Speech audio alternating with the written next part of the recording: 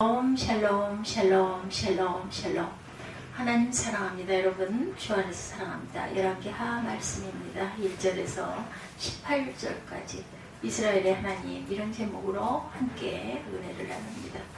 아합이 죽은 후에 모압이 이스라엘을 배반하였더라. 아하시아가 사마리아에 있는 그의 다락 난간에서 떨어져 병들어 사자를 보내며 그들에게 이르되 가서 에그론의 신 바알세불에게 이 병이 낫겠나 물어보라 하니라. 여호와의 사자가 디셉 사람 엘리야에게 이르되 너는 일어나 올라가서 사마리아 왕의 사자를 만나 그에게 이르기를 이스라엘의 하나님이 없어서 너희가 에그론의 신 바알세불에게 물으러 가느냐.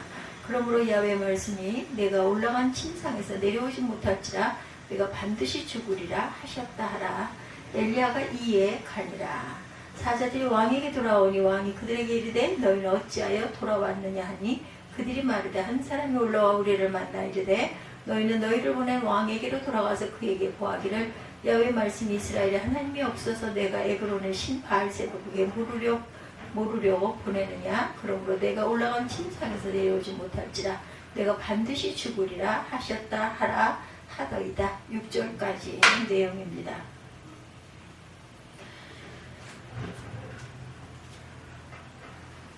이스라엘이 야훼 하나님도 있고 엘리야를 비롯한 선지자들이 있는데도 불구하고 에그론의 그 신 바알세불에게 자신의 병의 징후나 치료법을 구한 내용이죠. 바알세불은 복음서에서 바알세불이다 불리는 우상입니다. 말 그대로 파리떼의 왕이라는 뜻을 갖고 있어요. 파리에 의해서 질병이 퍼진다고 생각해서 붙인 질병의 신을 일컬음인지 아니면 조롱하는 명칭인지는 불분명하지만 이런 행위가 하나님의 자존심을 건드립니다. 야훼 사자의 전언은 이스라엘에 하나님이 없어서 너희가 에그론의 신 바알세불에게 물으려고 하느냐 였던 거죠. 3절에 아람의 장군 나아만은 문둥병을 치료하기 위해서 엘리사에게 갑니다. 남왕국 유다의 왕 히스기야는 죽을 병에 걸렸을 때 하나님께 겸비하여 기도하였고 15년의 생명을 연장을 받습니다. 아하시아는 인생의 위기에서 전심으로 하나님께 내달리지 않았어요.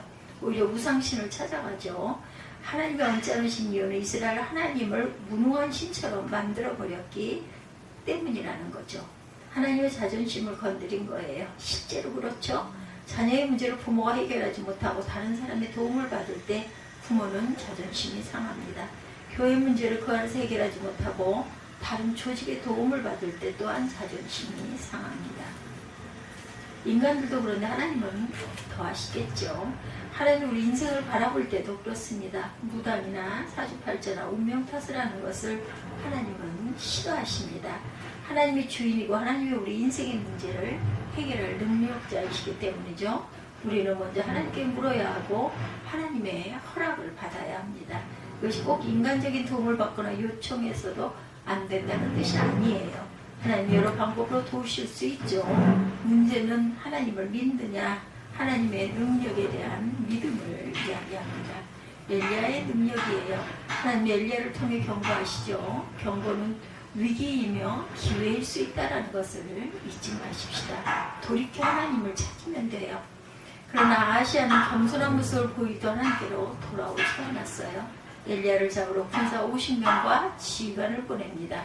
군사를 보낸 것은 엘리야를 모셔오라는 모습이 아니고 엘리야가 내가 올라가 침상에서 내려오지 못할지라 내가 반드시 죽으리라는 말을 했기에 아하시아를 죽을 수밖에 없었던 거죠. 이 저주를 풀 수 있는 방법은 저주를 내린 자를 죽이든지 아니면 저주를 내린 당사자를 붙잡아서 저주를 축복으로 바꿔야 할 것이다. 이런 생각을 아하시아가 했던 거죠. 이 때문에 엘리야를 잡으러 내려온 거예요. 59장에 무리한 말투에도 그것을 확인할 수가 있어요. 9절과 11절에 보면 하나님의 사람이여 왕의 말씀이 내려오라 하셨나이다. 표준 세번역은 좀 노골적으로 번역합니다. 어명이다. 하나님의 사람께서는 내려오너라. 이런 권력의 위협에 굴하지 않아요. 내가 만일 하나님의 사람이면 불이 하늘에서 내려와 너와 너의 50명을 살을지로다. 10절에 이렇게 말하고 있죠. 7절부터 봅니다. 왕이 그들에게 이르되 올라와서 너희를 만나 이 말을 너에게 한 그 사람은 어떤 사람이더냐. 그들이 그에게 대답하되 그는 팔이 많은 사람인데 허리에 가죽띠를 띠었더이다 하니 왕이 이르되 그는 디셉 사람 엘리야로다. 이에 50부정과 그의 군사 50명을 엘리야에게로 보내매 그가 엘리야에게로 올라와 본즉 산꼭대기에 앉아 있는지라 그가 엘리야에게 이르되 하나님의 사람이여 왕의 말씀이 내려오라 하셨나이다. 10절입니다. 엘리야가 50부장에게 대답하여 이르되 내가 만일 하나님의 사람이면 불이 하늘에서 내려와 너와 너의 50명을 살을지로다 하매 불이 곧 하늘에서 내려와 그의 군사 50명을 살렸더라. 왕이 다시 다른 50부장과 그의 군사 50명을 엘리야에게로 보내니 그가 엘리야에게 말하여 이르되 하나님의 사람이여 왕의 말씀이 속히 내려오라 하셨나이다 하니 엘리야가 그들에게 대답하여 이르되 내가 만일 하나님의 사람이면 불이 하늘에서 내려와 너와 너의 50명을 살을지로다 하매 하나님의 불이 곧 하늘에서 내려와 그와 그의 군사 50명을 살렸더라. 왕이 세 번째 50부장과 그의 군사 50명을 보낸지라 셋째 50부장이 올라와 엘리야 앞에 이르러 그의 무릎을 꿇어 엎드려 간구하여 이르되 하나님의 사람이 원하건대 나의 생명과 당신의 종인 이 50명의 생명을 당신은 귀히 보소서. 불이 하늘에서 내려 전번의 50부장들과 그의 군사 50명을 살랐거니와 나의 생명을 당신은 귀히 보소서 하며 야훼 사자가 엘리야에게 이르되 너는 그를 두려워하지 말고 함께 내려가라 하시니라. 엘리야가 곧 일어나 그와 함께 내려와 왕에게 이르러 말하되 야훼 말씀이 내가 사자를 보낸 에그론의 신 바알세부에게 물으려 하니 이스라엘 그의 말을 물을 만한 하나님이 안 계심이냐? 그러므로 내가 그 올라간 침상에서 내려오지 못할지라 내가 반드시 죽으리라 하셨다 하니라. 왕이 엘리야가 전한 야훼 말씀대로 죽고 그의 아들이 없으므로 여호람이 그를 대신하여 왕이 되니 유다 왕 여호사밧의 아들 여호람의 둘째 해였더라. 아하시아가 행한 그 남은 사적은 모두 이스라엘 왕 역대 지략에 기록되지 아니하였느냐. 네, 여러분들 1장 1절부터 18절까지 아하시아가 죽은 그런 내용이죠. 그리고 나서 여호람이 그를 대신해서 왕이 되었다 그러죠. 유다 왕 여호사밧의 아들 여호람의 둘째 해였더라 이렇게 얘기하고 있습니다.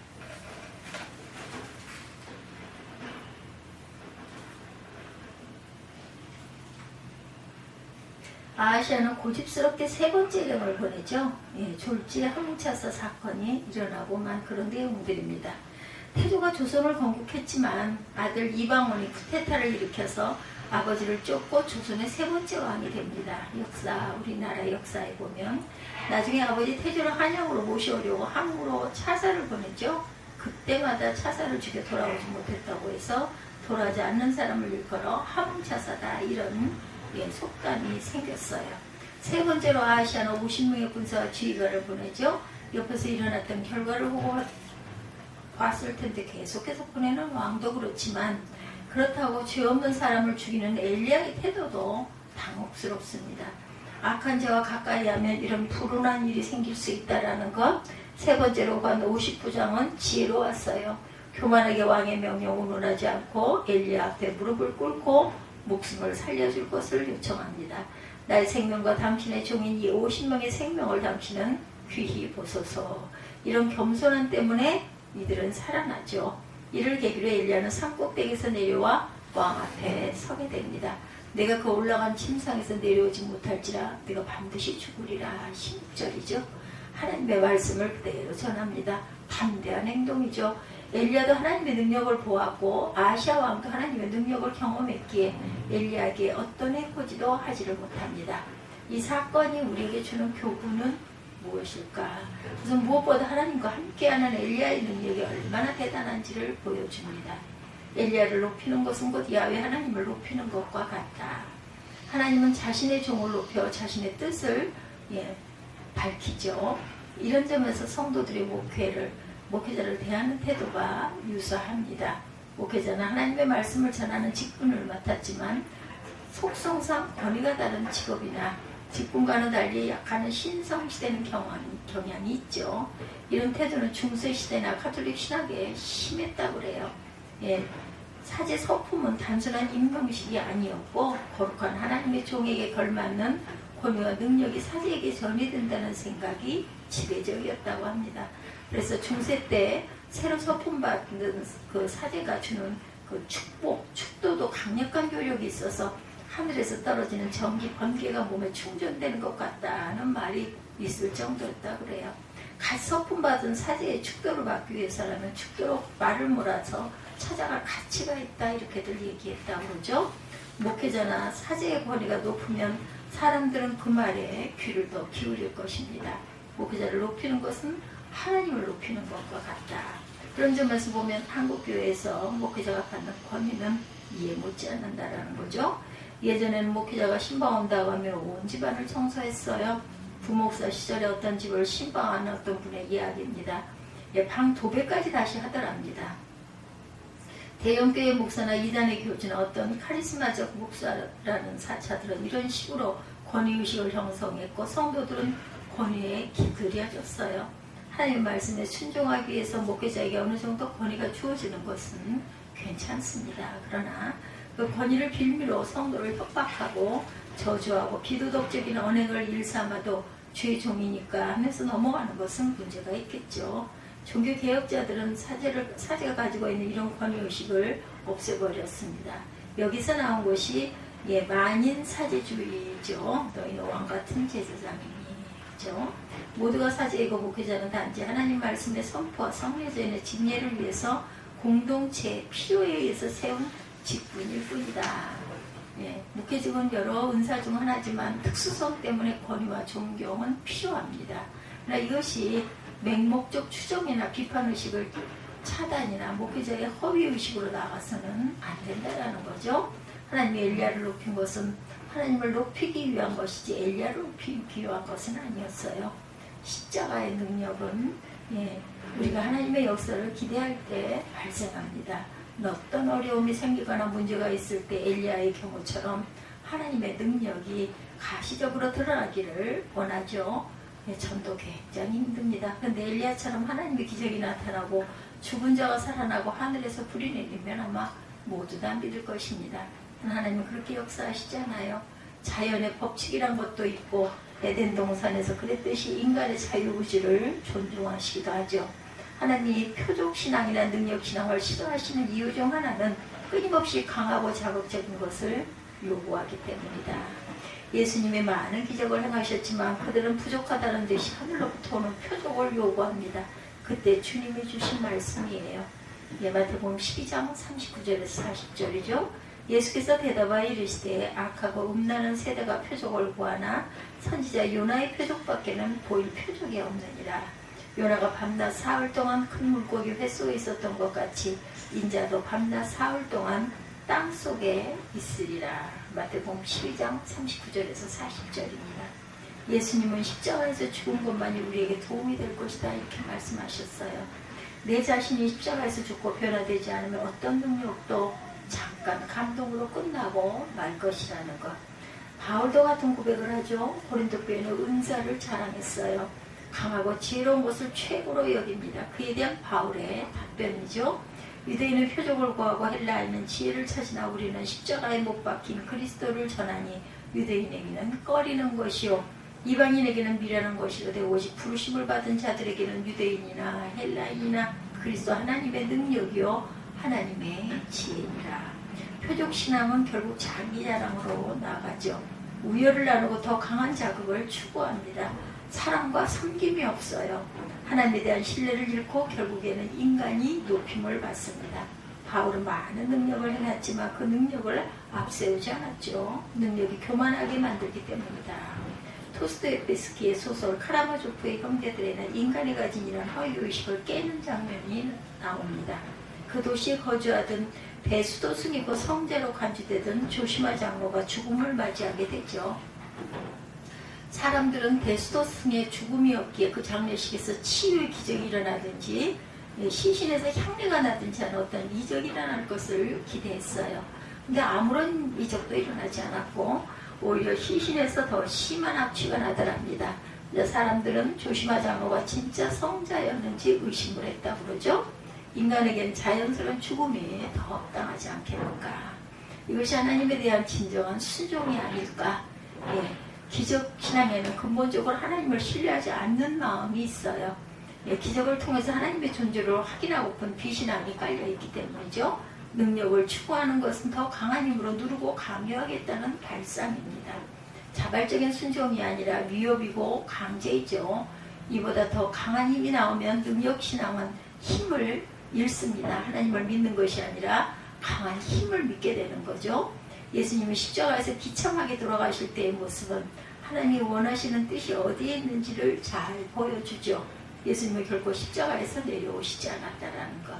예수님이 엘리 엘리 라마 사막다니 하며 고통의 소리를 지를 때 사람들은 엘리야를 부른다 이렇게 말했어요. 그러나 예수님은 엘리야를 부르지 않았고 엘리야를 원하지 않았습니다. 지금은 엘리야의 능력이 아니라 십자가에 죽는 것이 필요하고 하나님의 뜻에 부합하고 여기에 참 생명이 있다는 것을 알고 계신 주님이셨기 때문이죠. 이렇게 돌아가시는 예수님을 보고 그 죽음을 목격했던 한 백부장은 십자가 밑에서 이런 신앙 고백을 합니다. 마가복음 15장 39절이죠. 예수를 향하여 섰던 백부장이 그렇게 숨짐을 보고 이르되 이 사람은 진실로 하나님의 아들이었도다 하더라. 우리는 어디에서 이 신앙 고백을 하고 있습니까? 기적의 현장입니까? 변화산이라는 영광의 현장입니까? 아니면 십자가와 같은 낮아지고 볼품없는 그곳에서입니까? 한국교회를 개혁해야 한다는 소리가 여기저기서 들립니다. 우리는 괜찮은 인물이나 그런 성향의 교회가 부흥하여 이런 변화를 이끌어주기를 바라죠. 괜찮은 교회가 잘 되는 모습을 통해서 한국교회가 그런 방향으로 바꾸어지기를 소망합니다. 그것 또한 좋은 일이기도 하죠.